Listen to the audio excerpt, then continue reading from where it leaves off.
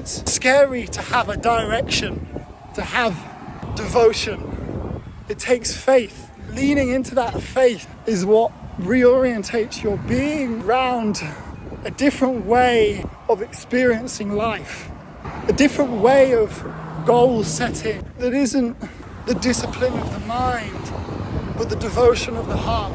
Is this too silly of an outfit to record a YouTube? No, it's not. I don't care. Sounds like you do, bro. Sounds like you do. There's something came up around the fireplace. If you know, you know. About the differentiation between discipline and devotion. Discipline in service of the mind can be very disruptive. The true value of discipline is when it serves your devotion, which is an expression of the heart. Where the hell am I going? Your mind can conjure discipline to make it do whatever it wants.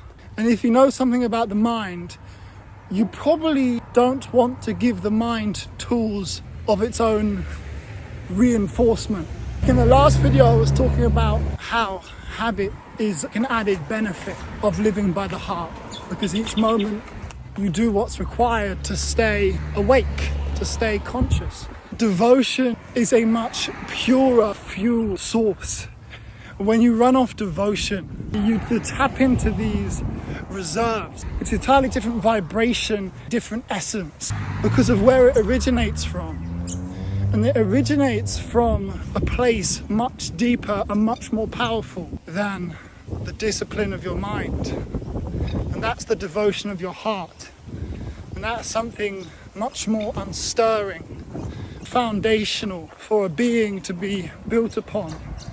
That can be painful, because that can mean that you may act in ways that seem so deranged in service of your heart, because to the perspective of others, it's abnormal. And yet it's the most human thing you can be, because every human knows what it's like to do a disservice to their heart. Every human knows what it's like. I'll be honest, doing this with a 20 kilogram rucksack on your back, the fuel of the heart is the most igniting, readily available resource you have to yourself. And yet it can feel so scarce and rare.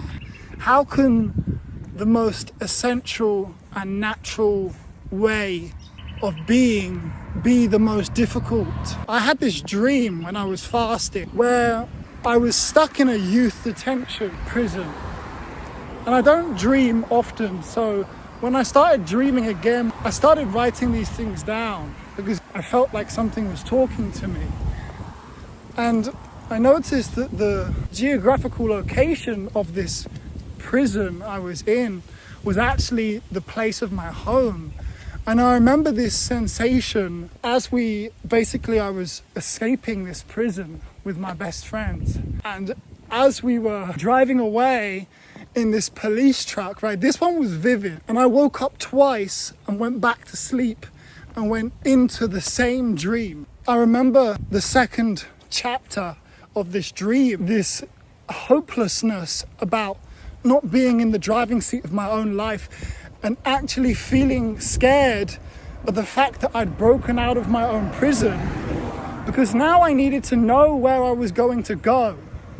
I needed to have some sort of direction for myself. And there was this comfort in being in a cell and being locked up.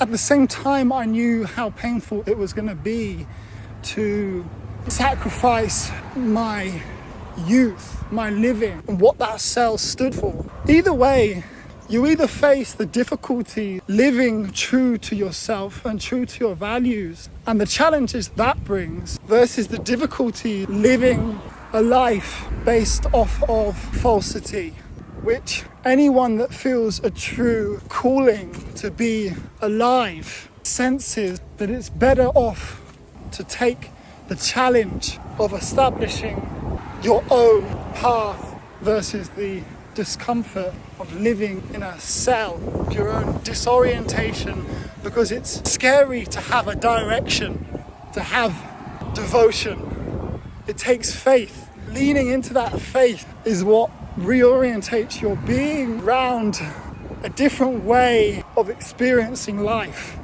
a different way of goal setting that isn't the discipline of the mind, but the devotion of the heart. I love my heart because I know it's the only thing that can steer me to a place worth being. And through that, I love all of you. Thanks for tuning in. If you gained anything, I'm happy, I'm grateful. If you didn't, I'm happy and grateful. Peace and love and unity. Blessings.